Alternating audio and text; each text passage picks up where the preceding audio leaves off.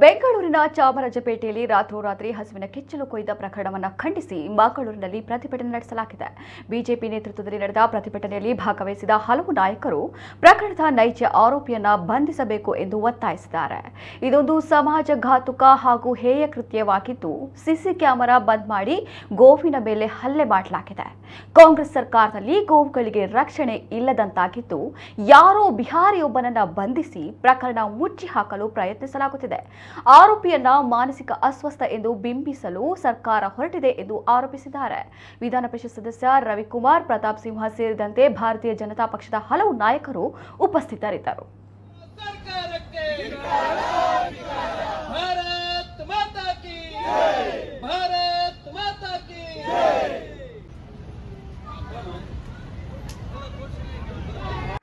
ಕರ್ನಾಟಕ ಸಂಕ್ರಾಂತಿಯ ದಿನ ರಾಜ್ಯದ ಮನೆ ಮನೆಗಳಲ್ಲಿ ಗೋವುಗಳ ಪೂಜೆಯನ್ನ, ಹಸುಗಳ ಪೂಜೆಯನ್ನ ನಮ್ಮ ಸಮಾಜ ಆಚರಣೆ ಮಾಡುತ್ತೆ. ಈ ಒಂದು ಗೋವುಗಳಿಗೆ ರಕ್ಷಣೆ ಕೊಡದೇ ಇರತಕ್ಕಂತ ನಮ್ಮ ಕರ್ನಾಟಕ ರಾಜ್ಯದ ಸರ್ಕಾರ ಗೋವುಗಳನ್ನ ರಕ್ಷಣೆ ಮಾಡ್ತೀವಿ ಅಂತ ಬೂಟಾಟಿಕೆಯ ಮಾತುಗಳನ್ನ ಹೇಳ್ತಾ ಇದೆ. ದಿವಸ ನಾವು ನಮ್ಮ ವಿಪಕ್ಷ ನಾಯಕರಾಗಿರ್ತಕ್ಕಂಥ ಆರ್ ಅಶೋಕ್ ಅವರು, ನಮ್ಮ ಸಂಸತ್ ಸದಸ್ಯರಾಗಿರ್ತಕ್ಕಂಥ PC ಮೋಹನ್ ಅವರು, ನಾನು ಮತ್ತು ಇನ್ನಿತರೆ ನಮ್ಮ ಕಾರ್ಯಕರ್ತರು ಹೋಗಿ ನೋಡಿದಂತ ಸಂದರ್ಭದಲ್ಲಿ ಆಶ್ಚರ್ಯ ಆಗತ್ತೆ. ಕಣ್ಣಲ್ಲಿ ರಕ್ತ ಬರುತ್ತೆ, ಕಣ್ಣೀರಲ್ಲ, ನಾಚಿಕೆ ಆಗುತ್ತೆ. ನಮಗೆ ತಲೆ ಎತ್ತಿ ನಡೆಯಕ್ ಸಾಧ್ಯ ಇಲ್ಲ.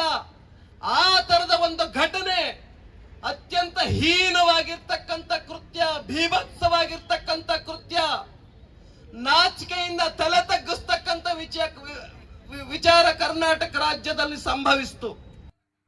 ತಲಪಾಡಿಯ ಕಾರಂತರ ಮನೆಯಲ್ಲಿ ಹಟ್ಟಿಯಲ್ಲಿ ಕಟ್ಟಿದಂತ ದನಗಳ ಕೈಕಾಲನ್ನ ಕಡಿದು ಅಲ್ಲಿ ತುಳಸಿ ಕಟ್ಟೆಯಲ್ಲಿ ಇಡುವ ಮುಖಾಂತರ ಕಾಂಗ್ರೆಸ್ನ ಆಡಳಿತ ಹೇಗಿರುತ್ತದೆ ಎನ್ನುವುದನ್ನ ತೋರಿಸಿಕೊಟ್ಟಿರುವಂತಹ ಸಿದ್ದರಾಮಯ್ಯರು ದುರಾದೃಷ್ಟ ಮತ್ತೆ 24ಕ್ಕೆ ವಾಪಸ್ ಅಧಿಕಾರಕ್ಕೆ ಬಂದ್ರು. ಇದು ನಮ್ಮ ದೌರ್ಭಾಗ್ಯ. ಕರ್ನಾಟಕ ರಾಜ್ಯದ ಜನತೆ ಈ ರೀತಿಯ ಯಾತನೆಯನ್ನು ಅನುಭವಿಸುವಂತ, ಕೆಟ್ಟ ದಿನಗಳನ್ನು ಅನುಭವಿಸುವಂತ ಕಾಲ ಬಂದಿತ್ತು.